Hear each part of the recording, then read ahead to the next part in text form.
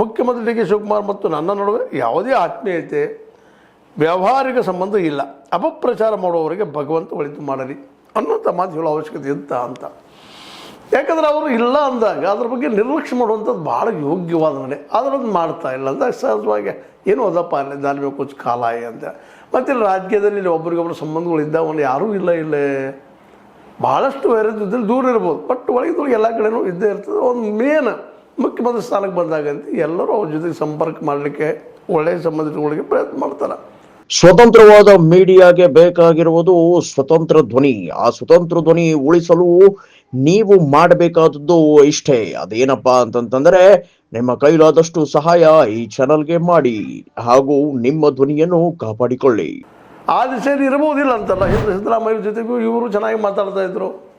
ನಮ್ಮ ಯತ್ನಾಳರು ಸಾಕಷ್ಟು ಸಲ ಯತ್ನಾಳರು ಹೇಳಿದ್ರು ಡಿ ಕೆ ಶಿಂದು ಆಗಬಾರ್ದಪ್ಪ CM ಅವರು ಉಳಿಬೇಕು ಅಂತೇಳಿ. ಇದರರ್ಥ ಸಿದ್ದರಾಮಯ್ಯ ಜೊತೆಗೆ ಇವರು ಹೊಂದಾಣಿಕೆ ಇದೆ, ಒಳ ಹೊಂದಾಣಿಕೆ ಯತ್ನಾಳರದು ಅಂತ ಸಹಜವಾಗಿ ವಿಜಯೇಂದ್ರ ಅಂತವ್ರು ಕೇಳ್ಬೋದು ಅದನ್ನು. ಅಂದರೆ ಇಲ್ಲಿ ಹೇಳುವಂಥ ಉದ್ದೇಶ ಅಂತ ಇಲ್ಲ. ಇವತ್ತು ವಿಜೇಂದ್ರ ಅವರು ನಮಗೇನು ಸಂಬಂಧ ಇಲ್ಲ ಅಂತ ಹೇಳುವಂಥ ಅವಶ್ಯಕತೆ ಇಲ್ಲ.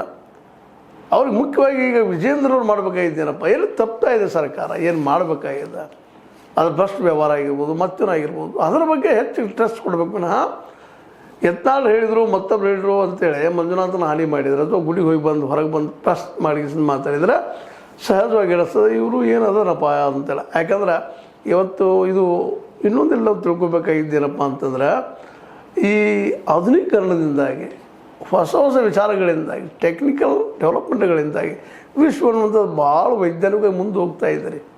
ಯಾಕಂತಂದ್ರೆ ಇವತ್ತಿನ ಯುವ ಜನಾಂಗ ಆನೆ ಕೆರೆ ಒಂಟಿ ಅಂತೆಲ್ಲ ಹೇಳ್ತೀವಲ್ಲ ನಾವು, ನಂಬೋ ಸ್ಥಿತಿಗೆ ಬರ್ತಾ ಇಲ್ಲ ಜನ. ಎಜುಕೇಟೆಡ್ ಪಾಪ ಅನ್ಎಜುಕೇಟೆಡ್ ಇದ್ದವ್ರು ನಂಬ್ತಾರೆ, ಆ ಮಾತು ಬೇರೆ. ಎಜುಕೇಟೆಡ್ ಇದು ಬರ್ತಾ ಇದೆ, ಹೊಸ ಟೆಂಡೆನ್ಸಿ ಬೆಳೀತಾ ಇದೆ. ಯಾಕಂದರೆ ಮೊನ್ನೆ ಒಂದು ಸರ್ವೆ ಪ್ರಕಾರ ಜಗದಲ್ಲಿ ಅತ್ಯಂತ ಹೆಚ್ಚು ಜನ ಇದ್ದವ್ರು ಯಾರಪ್ಪ ಅಂದ್ರೆ ಮೊದಲನೇದಾಗಿ ಕ್ರಿಶ್ಚಿಯಾನಿಟಿ, ಎರಡನೇದಾಗಿ ಮುಸ್ಲಿಮ್ಸ್ ಇಸ್ಲಾಂ ಧರ್ಮದವರು, ಮೂರನೇದು ಇಲ್ಲಿ ಯಾರಪ್ಪ ಅಂದರೆ ಚಾರ್ವಾಕರು. ಚಾರ್ವಾಕರು ಅಂದರೆ ದೇವರನ್ನು ನಂಬದಂಥವ್ರು.